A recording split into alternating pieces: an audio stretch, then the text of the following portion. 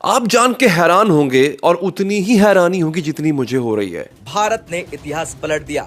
Indian ratings and research की ताजा report आई और सीधे सीधे इसमें कह दिया गया कि भारत की ग्रोथ 7.2% को पार कर गई है। इतनी फ्रस्ट्रेशन, गुस्सा, दुख। जो जीडीपी का फिगर आया है दैट वाज 7.8%।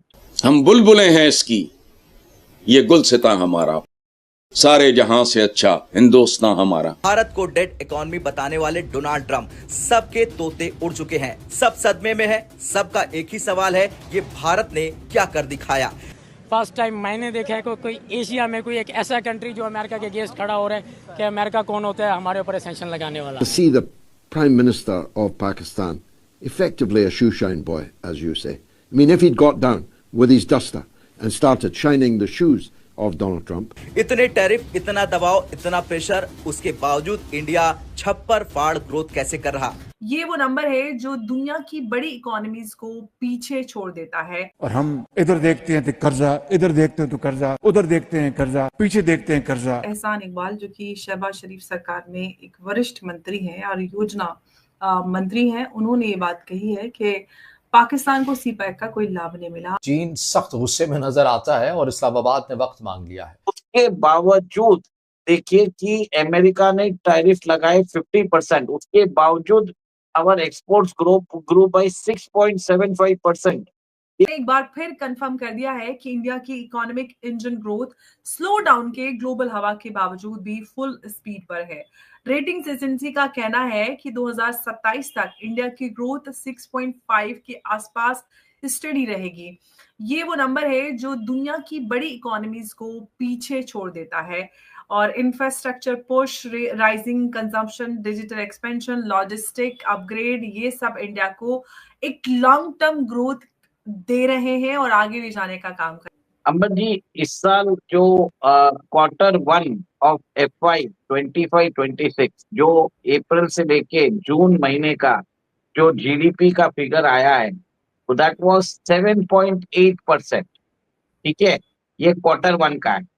Q2 का जो जून से लेके जो जुलाई से लेके सितंबर 30 2025 का है, फोरकास्टेड है इट विल बी 7.2। तो मोदी ने बहुत ही कंजर्वेटिव एक तरह से प्रेडिक्शन दिया और उन्होंने ये भी बोला है कि 2026 और 2027 में भारत की जो ग्रोथ रेट रहेगी वो अप्रोक्सीमेटली 6.5% रहने वाली है। ग्लोबल इंजन ऑफ ग्रोथ जो होगा वो भारत ही रिस्पॉन्सिबल होगा। चाइना की ग्रोथ रेट एक तरह से वो बता रहे हैं अराउंड 4.8% होने वाली है। इसमें बहुत सारे मेजर्स जैसे आपने बताया है उससे बहुत फर्क पड़ा है। देखिए, आपको मालूम है कि भारत की इकोनॉमी को डेड इकोनॉमी बताया था डोनाल्ड ट्रंप ने। उसके बाद यहाँ पर ऑपोजिशन भी उन्होंने वो नैरेटिव पकड़ा और उसको वापस रिपीट किया। एक तरह से देश के अंदर ग्लूम का जो एक तरह से बोलते ना ग्लूम एंड डूम का सिनारियो पेंट किया जा रहा था कि भारत बर्बाद होने वाला है, अमेरिकन टैरिफ लग चुका है, भारत के उद्योगों को फर्क पड़ने वाला है, यहाँ पर किसानों को एक तरह से फर्क पड़ेगा, यहाँ पे आर्टिजन्स जो है कारीगर है वो फर्क पड़ेगा, जो मछली उद्योग में मराइन एक्सपोर्ट्स में उनको फर्क पड़ेगा, लेदर्स इंडस्ट्री को फर्क पड़ेगा। और भी जो कंसंट्रेटेड थे तो ये भी बोल रहे थे कि बहुत मास एम्प्लॉयमेंट भारत के अंदर चालू हो जाएगा, पर ऐसा कुछ हुआ नहीं है। अभी इनफैक्ट एक्सपोर्ट के फिगर्स आए हैं जो बताते हैं कि भारत की इकोनॉमी जो है 6.5% हमारा एक्सपोर्ट्स इस बार बढ़ा है। और कहीं ना कहीं आप ये देखिए कि भारत के ने जो स्टेप्स लिए हैं जिसमें हमने अपने रिश्ते बहुत सारे कंट्रीज के साथ हमने ट्रेड एग्रीमेंट किया है, हमने वहां पर एक तरह से एक्सपोर्ट ट्रेड डाइवर्सिफिकेशन किया है। उसके बावजूद देखिए कि अमेरिका ने टैरिफ लगाए 50%, उसके बावजूद आवर एक्सपोर्ट्स ग्रो बाय 6.75%। ये बहुत बड़ा अचीवमेंट है।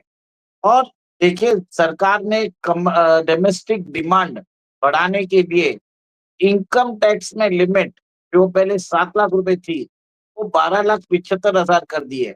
अगर आप सैलरीड एम्प्लॉय हो और आपकी इनकम 12,75,000 है, आपको अभी इनकम टैक्स नहीं लगेगा। इससे क्या होगा, लोगों के लिए बहुत टैक्स बचत हो गई है। अब जब लोगों की टैक्स बचत हुई है तो उसका कंजम्पशन, इकोनॉमी में उसका कंजम्पशन बढ़ता रहता है। एक और एक चीज आप ये देखिए, जो डायरेक्ट टैक्स कलेक्शन है वो बढ़ा है अराउंड मेरे ख्याल से 12.92 लाख करोड़। जो इनकम टैक्स कलेक्शन है वो बढ़े हैं, अराउंड 8 to 10% वो भी बढ़े हैं। अब ये भी देखिए कि भारत के अंदर जो सबसे ज्यादा टैक्स कलेक्ट करता है हमारा जीएसटी। अक्टूबर के अंदर जब सितंबर 22 2025 को जब नए रेट आए थे तो 12% और 28% वाला स्लैब को हटा दिया गया। 12% में जो आइटम थी उनको 5% में शिफ्ट किया गया। 28% में जो आइटम थी उनको 18% में शिफ्ट किया। उसके बावजूद भी जीएसटी के अंदर जो कलेक्शन आया इट वाज 1.96 लाख करोड़, उसमें भी बढ़ोतरी हुई है। तो एक तरह से देश के अंदर कंजम्पशन डिमांड बढ़ा है। देश के अंदर लोग एक तरह से खर्चा कर रहे हैं क्योंकि डिस्पोजेबल इनकम उनके हाथ में आ चुकी है। सरकार ने जीएसटी 2.0 रिफॉर्म किया है देश के अंदर डिमांड बढ़ाने के लिए, और टैक्स रेवेन्यू लो करने से लोगों के हाथ में पैसा आया, लोगों ने अपने दिनचर्या में खर्चा करना चालू किया। देखिए, बड़ी बड़ी गाड़ियों के दाम 1.5-2 लाख रुपया कम हो गए थे। इससे लोगों को इंसेंटिवाइज हुआ कि वो एक तरह से खर्चा कर सके इकोनॉमी में। इकोनॉमी में जब खर्चा होता है तो लोगों ने अच्छा देखिए, लोगों ने बहुत ज्यादा कंजम्पशन भी किया। इससे क्या हुआ, हमारी जो प्राइवेट सेक्टर कंपनीज है, जैसे लिस्टेड कंपनीज है स्टॉक मार्केट में, उनके पास भी प्रॉफिट उनका बढ़ गया। टाटा स्टील जैसी कंपनी के अंदर प्रॉफिट बढ़ा है 272%। एयरटेल के अंदर 89% बढ़ा।